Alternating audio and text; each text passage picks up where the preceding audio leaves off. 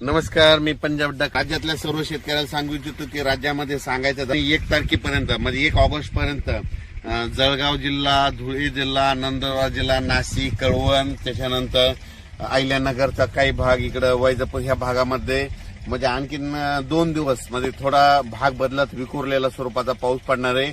म्हणून उत्तर महाराष्ट्रातल्या शेतकऱ्यांनी हा अंदाज लक्षात घ्या. पण राज्यात सांगायचं झालं तर पूर्व विदर्भ आणि पश्चिम विदर्भ, त्याच्यानंतर आपण काय करू, मराठवाड्याकडू. मराठवाड्यामध्ये परभणी जिल्हा, हिंगोली जिल्हा, लातूर जिल्हा, नांदेड जिल्हा, वाशिम, त्याच्यानंतर बीड जिल्हा, धाराशिव जिल्हा, सोलापूर जिल्हा या भागामध्ये आणखीन आजच्या दिवस थोडं वातावरण राहणार आहे. मात्र 1 तारखेला मात्र मराठवाड्यात ठिकठिकाणी असं चांगलं 1 ऑगस्टला सूर्यदर्शन घडणार आहे, म्हणून हा अंदाज लक्षात घ्यायचा.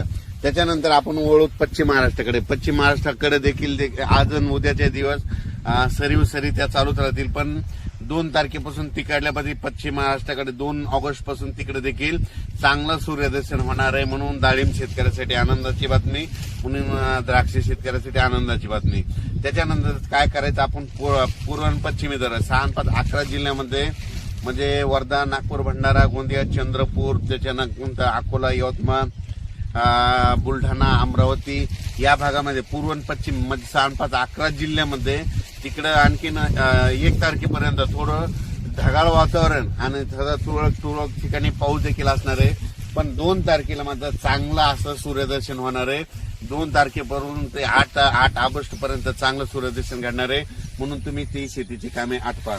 त्याच्यानंतर कोकण म्हणजे सांगायचं झालं तर सांगली, कोल्हापूर, सोलापूर, पुणे हे कोकण पट्टीचा पाऊस मात्र त्या सरी मात्र 10 मिनिटाच्या 5 मिनिटाच्या कोकणातल्या सरी चालू राहतील, म्हणून हे लक्षात द्या. त्याच्यानंतर कर्नाटकमध्ये बेळगाव, निपाणी त्या भागात देखील म्हणजे सरी थोड्याफार येणार आहेत, म्हणून कर्नाटकच्या शेतकऱ्यांनी हे देखील अंदाज घ्यायचा. पण राज्यात परत तुम्हाला सांगू इच्छितो की आता परत 1 ऑगस्ट पासून ते 8 ऑगस्ट पर्यंत काय होणार आहे, चांगलं सूर्यदर्शन होणार आहे. पावसाचा जोर कमी होणार आहे. मग पाऊस नंतर राज्यात कधी येणं, शेतकऱ्यांनी कधी कामं करून घेतली. तर शेतकऱ्याला सांगू इच्छितो की तुम्ही काय करा, 8 ऑगस्ट पर्यंत तुम्ही शेतीची कामे करा. पण 8 ऑगस्टला तुम्हाला सांगतो की पाऊस कोणत्या प्रकारे कोणत्या भागात येणार आहे.